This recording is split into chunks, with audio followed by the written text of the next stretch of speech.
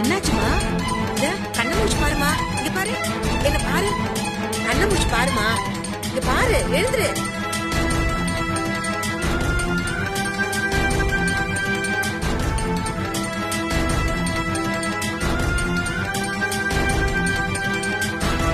கண்ணை முடிச்சு பாருமா.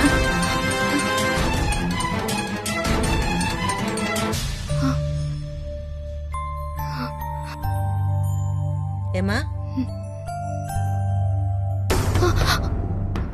அது சரி, என் இடத்துக்குள்ளேயே வந்துட்டு என்னைய பார்த்து பயப்படுறியா நீ? இந்தா தண்ணிய குடி. குடி.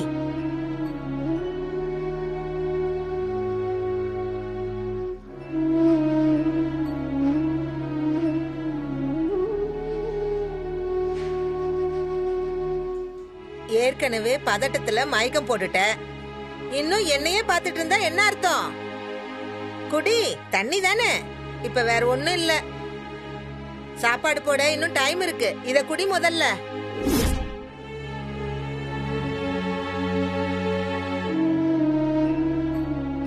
என்ன, எந்த தப்புமே செய்யாம உள்ள வந்துட்டியா? என்ன கேஸ்? திருட்டா கொலையா? வருத்தப்படாத. அழுதாலாம் இந்த உலகத்துல ஆக போறது ஒண்ணும் இல்ல. நானும் அழுது அழுது என் வாழ்க்கையே போனதுக்கு அப்புறம் தான் நான் புரிஞ்சுக்கிட்டேன். விடல, என்ன அழ வச்ச 4 பேரையும் போட்டு தள்ளிட்டு தான் வந்தேன். கொலகார பாவி கூடவா நம்மள உட்கார வச்சிருக்காங்கன்னு பாக்குறியா? என் குடும்பத்துல நான் தான் மூத்த பொண்ணு. எனக்கு அப்புறம் 3 தங்கச்சி, ஒரு தம்பி. எங்க அப்பா ஒரு துப்பு கட்டவன். வேற பொம்பளைய சேர்த்துக்கிட்டு எங்களெல்லாம் விட்டுட்டு ஓடிட்டான்.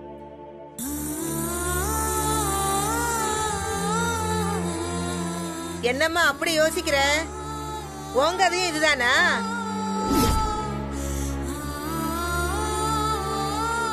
ஏதாச்சும் பேசுமா. எப்படியும் 2 நாள் இங்கதான் இருக்க போற. ஒருத்தர் மூஞ்சிய ஒருத்தர் பாத்துக்கிட்டு இப்படியேவா இருக்க முடியும்? வெளியில இருக்கிறவன் நம்மள ஏமாத்தினா கூட பொறுத்துக்கிடலாம். ஆனா யாருக்காக ஒரு கல்யாண காட்சி கூட இல்லாம நம்ம வாழ்க்கைய விட்டு கொடுத்தோமோ அவங்களே நம்மள ஏமாத்தினாங்கன்னா ஒரு கோபம் வரும் பாரு. அப்படியே கத்தி எடுத்து அவங்கள குத்திடலாம் போல வரும்.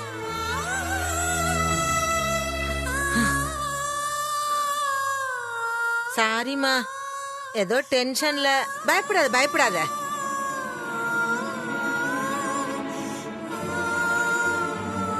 அவங்களுக்கு நம்ம பாசம் புரியல, அதுக்காக நாமளும் அப்படியே இருக்க முடியுமா?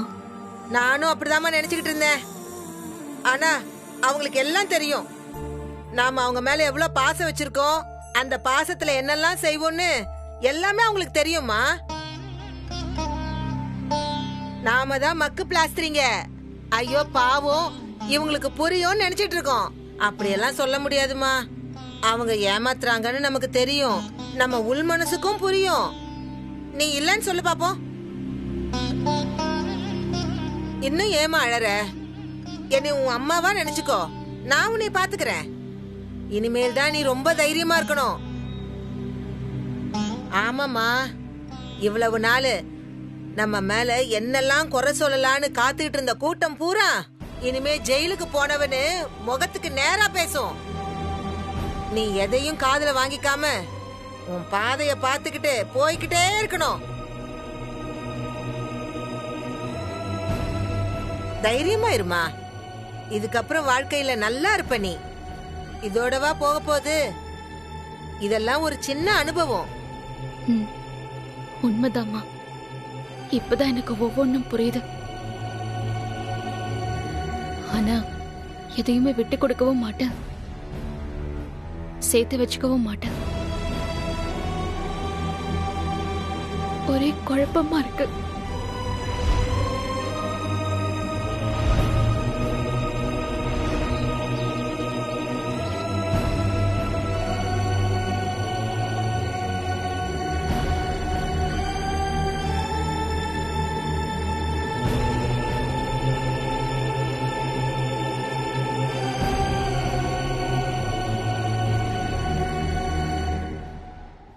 தோபார்மா, நீதானே ரஜினி? ஆமா. உன்னை பார்க்க ஆள் வந்திருக்காங்க, போய் பார்த்துட்டு வா.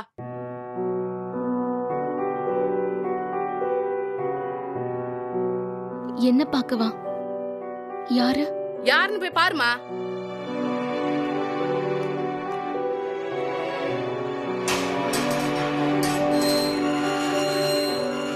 போய் பாரு.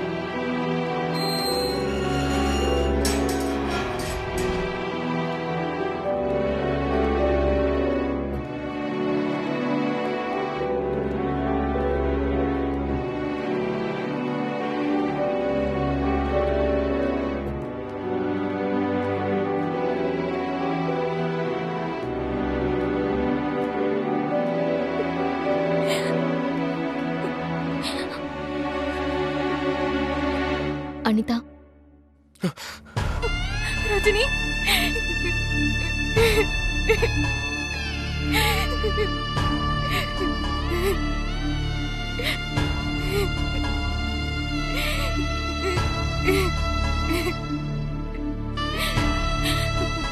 உன்னை இப்படியா நான் பார்க்கணும்? உனக்கு அடி இந்த நிலைமை.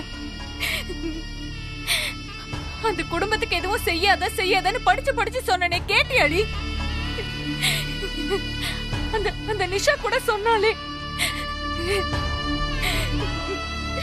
உன்னை இப்படி பார்க்க வச்சுட்டாங்களே.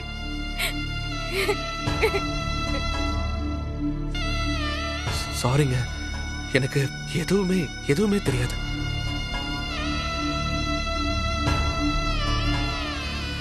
தெரிஞ்சிருந்தா உங்களை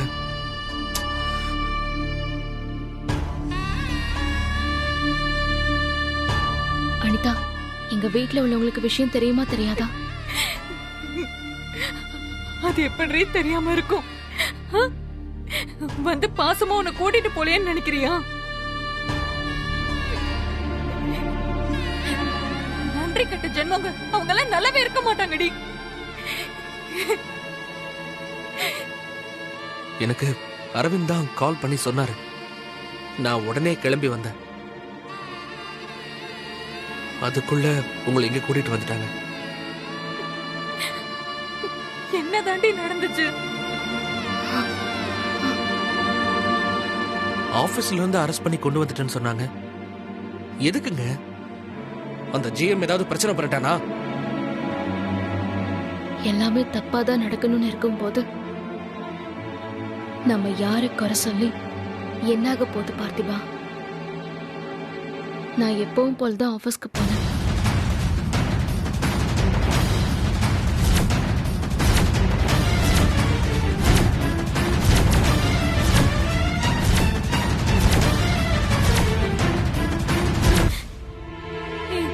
நீ அந்த கம்பெனிக்காக எவ்வளவு உழைச்சிருப்ப. உன்னை சுத்தி மட்டும் ஏன் கடவுள் இப்படி நன்றி கட்டவரா கொடுத்திருக்காரு?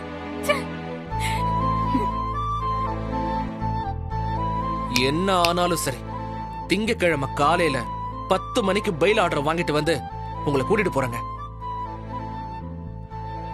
ஒரு தடவை தெரியாம மிஸ் பண்ணிட்டேன். இனிமே எப்பவுமே இப்படி மிஸ் பண்ண மாட்டேன்.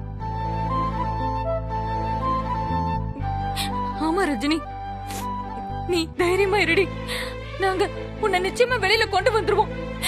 கொஞ்ச நேரத்துக்கு முன்னாடி தெரிஞ்சிருந்தா கூட உன்னை இப்படி விட்டுருக்க மாட்டோம்டி.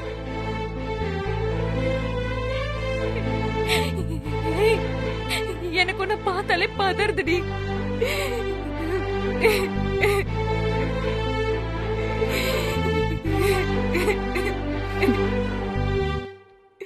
நான் வரேன் அனிதா, வரேன் பார்த்திபா.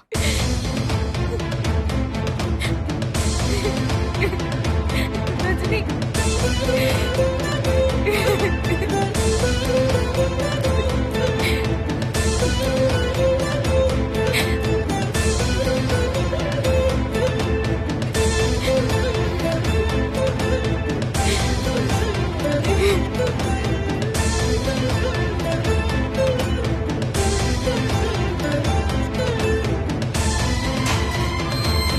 போமா உள்ள.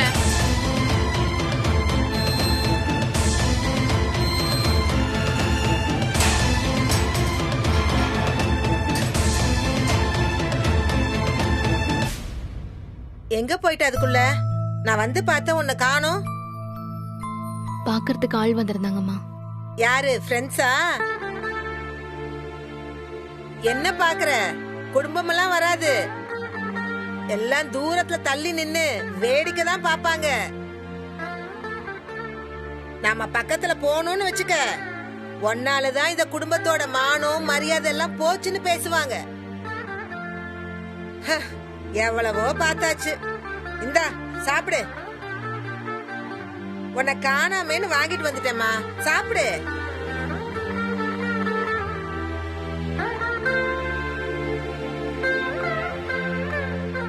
எனக்கு வேண்டாம்மா. இங்க பாருமா, எங்கேயோ இருக்கிற கோபத்தெல்லாம் சாப்பாட்டு மேல காட்டக்கூடாது. கஷ்டமெல்லாம் வந்துட்டு போய்கிட்டு தாமா இருக்கும். தாங்க தெம்பு வேணும்ல, சாப்பிடுமா. இருக்கட்டும், கொஞ்ச நேரம் கழிச்சு சாப்பிடுறேம்மா. இது என்ன உன் வீட்டு சாப்பாடா இல்ல 5 ஸ்டார் ஹோட்டல் சாப்பாடா? ஜெயில் சாப்பாடு. சூடா இருக்கும் போதே சாப்பிட்டுறணும். அம்மா சொன்னா கேட்கணும். வா உட்காரு. உட்காருங்கறல்ல.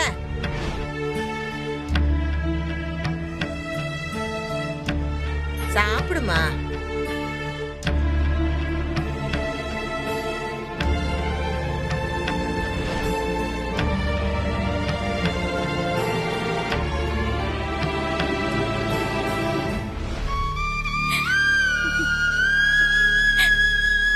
அந்த குடும்பத்துக்காக ரஜினி என்னெல்லாம் செஞ்சிருக்காங்க. அவங்க நினைச்சிருந்தா ரஜினியை காப்பாத்திருக்கலாம்ல. என்னக்கா இப்படி இருக்காங்க? அவங்கள பாத்தியாக்கா? பார்த்திபா,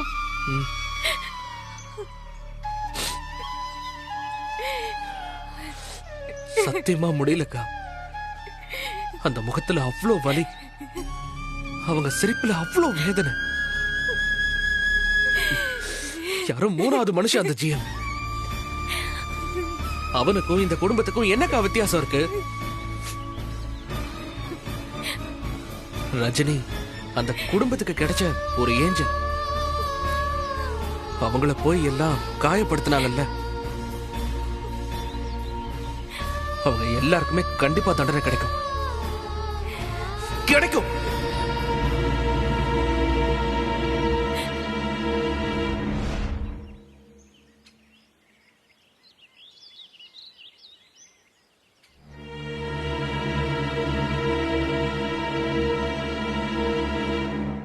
இப்ப எதுக்கு இடி விழுந்த மாதிரி ஆளுக்கு ஒரு மூலையில உட்கார்ந்துட்டு இருக்கீங்க? அவ தகுதிக்கு என்ன கிடைக்கணுமோ அதுதான் கிடைக்கும். இவ வாங்கின லஞ்சத்துலதான் இத்தனை நாளா நம்ம சாப்பிட்டு இருக்கோம். என் கல்யாணமும் அந்த பணத்துல தான் நடந்திருக்கு. ச்சே.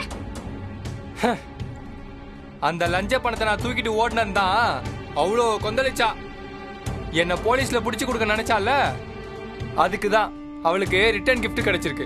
இங்க பாருங்க, ரஜினி அக்காவை பத்தி யாராவது தப்பா பேசுனீங்க, நான் சும்மா இருக்க மாட்டேன் சொல்லிட்டேன். திவ்யா, நீ பேசாதக்கா. அதான் அவ லஞ்சமா உனக்கு செயின் வாங்கி போட்டான்னு நம்புறல்ல. அவ சம்பாதிச்சதுல சாப்பிட்டதே அசிங்கம்னு நினைக்கிறல்ல. அப்புறம் எதுக்கு இங்க வந்த சொல்லுக்கா. திவ்யா, மா நீ சும்மா இருமா. நீ தான் ராதிகா அக்காக்கு ரொம்ப சப்போர்ட் பண்ணி கெடுத்து வச்சிருக்க.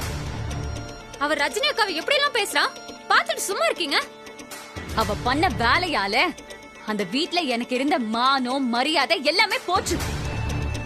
அப்படின்னா இனிமே இந்த வீட்டுக்கும் உனக்கு எந்த சம்பந்தமும் இல்லைன்னு சொல்லிட்டு அங்கே இருந்து உன் மான மரியாதை எல்லாம் காப்பாத்திட்டு இருக்க வேண்டியது தானே.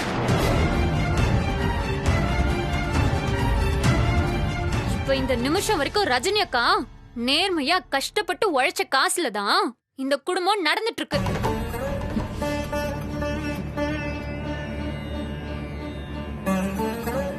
அக்காவை பத்தி தப்பா பேசுறதுக்கு யாருக்குமே உரிமை கிடையாது. முரளி, உனக்கும் தான். ஒன்னு அன்னைக்கு சும்மா விட்டதே தப்பு. விடுங்க மாமா. அட்ரா, ரஜினி அக்கா மாதிரி எல்லாம் நான் சும்மா இருக்க மாட்டேன். உன் மேல கம்ப்ளைண்ட் கொடுத்து நான் ஜெயில போட்டுறேன் பாத்துக்க. அடிச்சுதான் பாக்கட்டுமே. போதும் டி, போதும். இந்த வீட்ல இருந்து ஒவ்வொருத்தரா போலீஸ் ஸ்டேஷனுக்கும் ஜெயிலுக்கும் போனது போதும். விடுங்க மாமா. நான் சொல்றேன்ல, வா வா முதல்ல வா.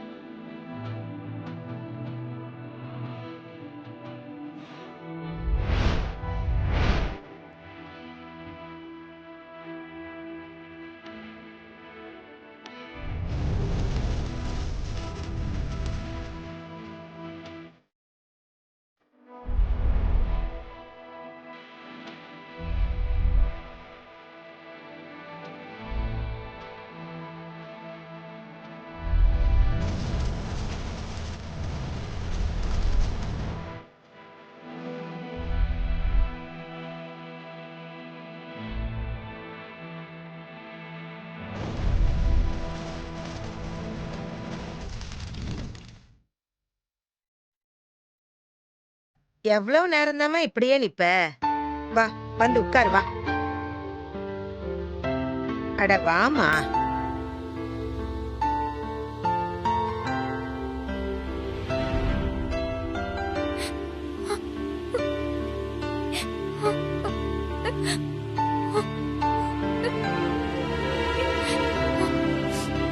மாப்பிள்ள சாப்பிட வாங்க. நீ வாடா முரளி, சாப்பிடலாம். அத்த ராதிகா எங்க? அவ வீட்டுக்கு போயிட்டு வரேன்னு போயிருக்கா.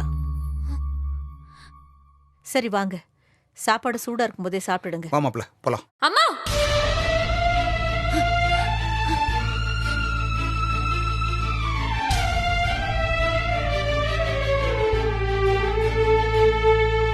என்னம்மா செய்யற? என்னடி சமைக்கிறதுக்கும் சாப்பாடு போடுறதுக்கும் உனக்கு எப்படிமா மனசு வருது? நான் சமைக்கலனா நீங்களா எப்படி சாப்பிடுவீங்க? இன்னைக்கு ஒரு நாள் சாப்பிடலன்னா எல்லாரும் செத்து போயிடுவாங்களா? என்னடி சொல்ற நீ?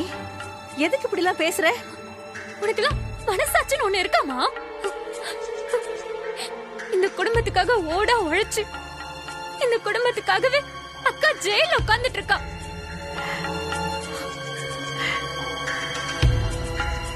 அவ சாப்பிட்டாளா இல்லையா, என்ன ஆனா, என்ன பண்றான்னு யாருக்குமே கவலை இல்லைல்ல?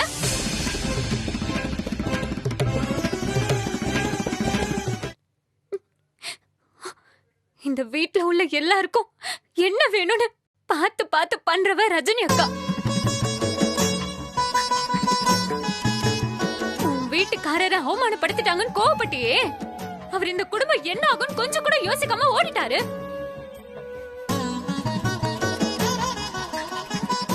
ரஜினி அக்கா செஞ்சது தப்பில்லைன்னு உன் மனசுக்கு நல்லா தெரியுமா?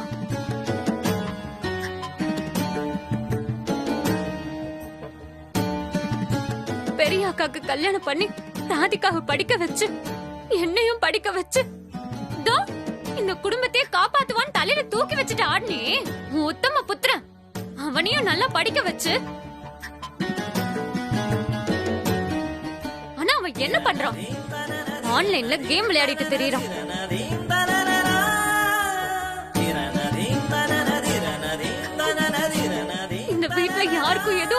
கூடாதுன்னு தண்ணியே அழிச்சிட்டு நிக்கிறவள பாக்குறதுக்கு ஒரு நாதி இல்லல்ல.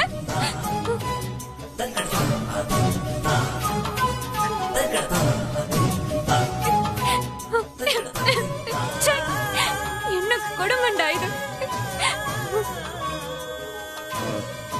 திவ்யா, உனக்கு விஷயம் தெரியாதா? ராதிகா தான் யாரும் பார்க்க கூடாதுன்னு சொல்லியிருக்கா. மாசம் பிறந்தா உங்க பிள்ளைங்களுக்கு ஸ்கூல் ஃபீஸ் கட்டுறது ரஜினியா ராதிகாவா?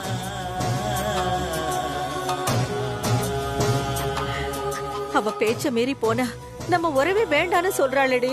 அவ உறவு யாருக்குமா வேணும்? வேணவே வேணாம்.